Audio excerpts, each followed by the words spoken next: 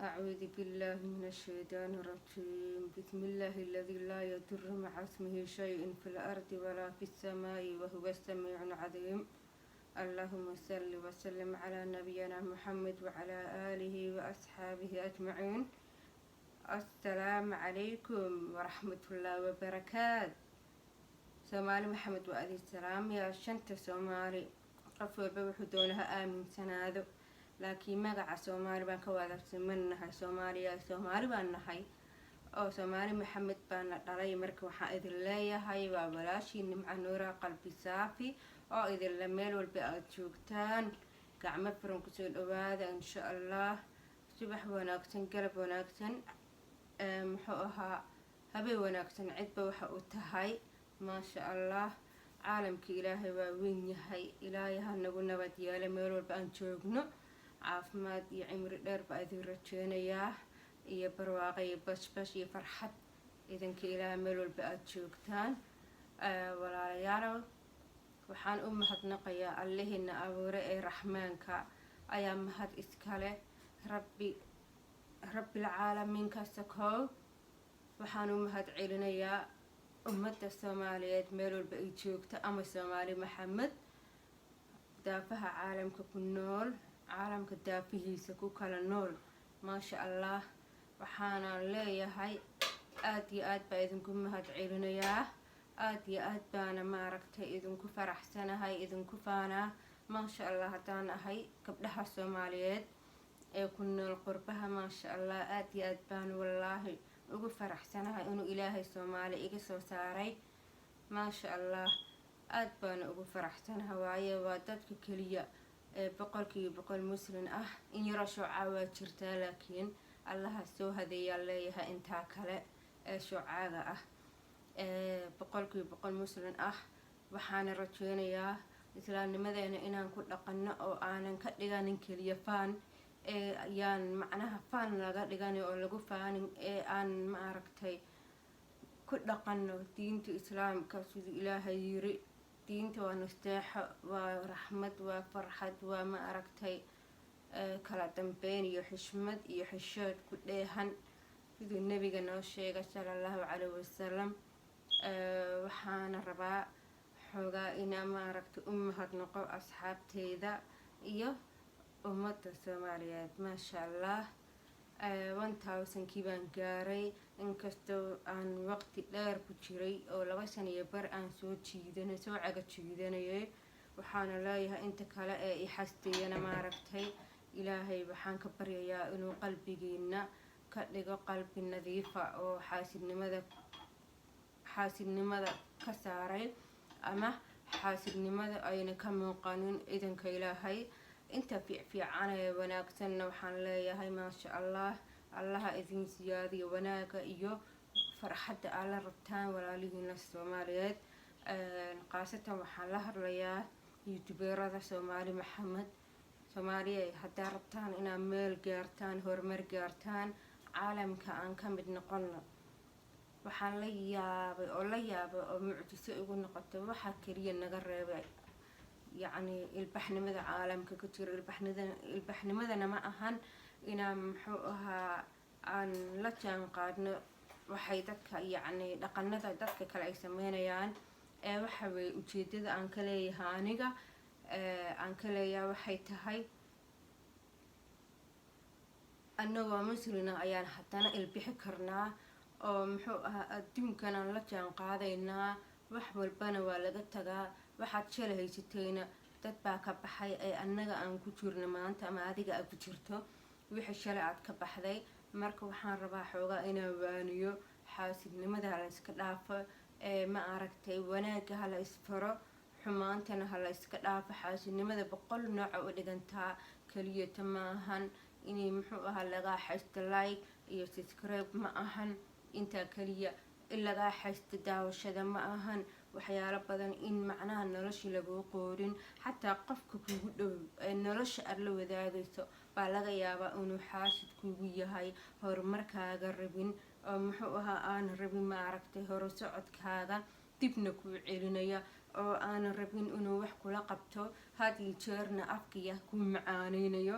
waayo inaad dareento qofka keliya ee ku xasdaya ma aha qofka banaanka jooga, kan kuugu dhow baa ku xasdi karaa ama tan kuugu dhow baa ku xasdi kartaa. marka waxa weeye dadka waxaan leeyahay dadkii degdega waba degdegeen ee ku dhacay arrinka, laakiin dadkan kale ha ka fiirsadeen baan leeyahay. qofka ku dhow ama qofka u dhow bal inuu xaasid iyo saaxiib maa dhahdaa, xaas maa tiraahdaa. xaasaska xataa qaar baa xaasidiina oo waxba kuu ogolayn oo waxba kuu qoodhin oo waxbana kula qabanaynin, horumarkaagana ka hor imanaya, horumarkaagana kuu diidan, oo xataa doonaya inaad xanuunsato ama aad dhimato doonayo. marka waxaan rabaa inay xaasidnimada layska ilaaliyo. ilaalin keliya maahan, waa inaad ogaato qofkan kuugu dhow maxaasid buu kugu yaamise waa qof horumarkaaga rabo. waa inaad ogaato walaalay ama walaalkayo, walaashay ama walaalkayo, waa inaad ogaataa. marka annaga Soomaali haddaan nahay, ilbaxnimada aan ka hadlayana ma ahan yacni in la isqaqaawiyo, in muxuu ahaa waxyaalo kale la xidho, in ma aragtay macnaha diimaha kale waxay sameynayaan aan sameyno, oo yacni dhaqanada kale caalamka kale ay sameeyaan siiba reer galbeedka ma ahan. taa kama hadlaya. waxa weeye haddaada alla ka cabsiga aada ku fiicneen oo macnaha qof iimaan la aada ahayn oo ilaahay ka cabsanaya aada ahayn, qofkan aada xasdaysa ee hoosta aad ka cunayso, ee markaa aragtay qofka inuu meel hore u socdo aada isleedahay alla talow qofkan maxaan ku sameeyaa, maalin ka dambayso waa sii horumarayaa, waa sii horumaraysa aada isleedahay, ee aada cagaha ka goynayso, naftaada uga cabso. waayo nafsi baad kala kulmaysaa oo maalinta qiyaamo adoon gaarin adduunyadaad ku khasaari, xataa ma ujeedid khasaaraha kaaga soo gaarayo qofkan dhibaatadaad u geysanayso. walow waxyaalo badana u geyso haddaad doonto. xataa xaasidnimada qaar waxaa jiro lagala dagaalamayo oo farsamooyin kale loo isticmaalayo. qaar baa qalbiga lagaa xadayaa, xataa iyadoo waxyaalo kale jirin baa qalbiga lagaa xadayaa. qofkii waad la tashanaysaa, qofkii waxbaad ku darsanaysaa, qofkii wuxuu ku leeyahay haa waa sidan, laakiin nin yahow ama qof yahay saan ma fiicnee maad ka daysi sidan, waad ku khasaare ama waad ku ceeboobaysaa. qofka haddaa waxyaalahaas kale ku aragtay isaga har maalin dambe ha la tashanin. horta mar labaad ku day, mar labaad haddii sidii oo kale u yiraahdo ama wax ku dhadhow uu ku yiraahdo oo laakiin hadalka dabacsan yahay, ogowna qofkaas kuma muujinayo xaasidka ah si cad waxba kuuguma sheegayo. qofka si cad wax kuugu sheegaa fiicanba oo ku dhahayo war waxaan aniga kama helina, naa ora ana waxaan kama helina ku dhahaya, ama war naga tag waxaan kama helin. laakiin qofka haddii wixii wax wanaagsan ay yihiin diiniyan iyo dhaqan ahaanna ay fiican yihiin, oo qofkii dhahaya war waxaan kama helin nagadaa, mar saddexaad hala tashanan ka har. meesha ku jooji arrinkaaga, ha kala tashani maalin dambe, waxbana ha ku darsanin. saaxiib ma dhahdaa, xaas maa tiraahdaa, walaal maa tiraahdaa, qaraabo maa tiraahdaa, deris maa tiraahdaa, anything wax kasta ha ahaado. waayo noloshaada adaa yaqaano, mustaqbalkaaga iyo aayahaaga adiga naftaada kala tasho. meel fariiso, soo fikir, markaa rabta inaad wax ku dhaqaaqdana muddo qaado, ha degdegin. maalmo qaado ama isbuuc qaado, markaa kadib ku dhaqaaq wixii. haddii wax fiican uu yahay, haddiisan wax fiican ahayna ka har. marka walaalayaalow intaas ayaan ma aragta meesha usoo galay. xaasidnimada inuuna shay fiican ahayn baa idin sheegayaa. qalbiga qofka bini aadamkana way gubtaa oo way madoobaysaa. rabbiga ayaa noo sheegay qofka xaasidka ah inuu iimaankiisa dabada ka dhacayo. xataa waxyaalo badan baa jiro oo qofkana uu muxuu ahaa ku noqonayo xaasidnimada. waxaa kamid a xanuuno badan buu kala kulmayaa.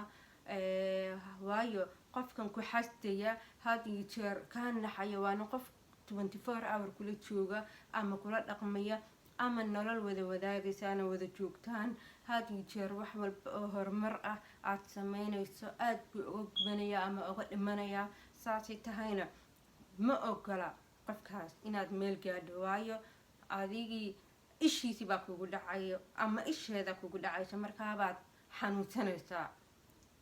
haddaad aragto waxyaalahaas oo kale mar walba ood isdhahdo ku dhaqaaq waxaan sameey oo wixiina aad ku xanuunsanayso adoon meel kala tegin, dirisna aadin, qaraabo aadin, saaxiibna aadin, qofkan guriga kula joogo ee kula da-da ah ee kula nool ee kula degan ama guriga isla deganaada ama isqaba reer isla lahaada ama dad guriga wada sheergaraanaya noqda, wuxuu raba ha ahaado, qofkaas ka dheerow.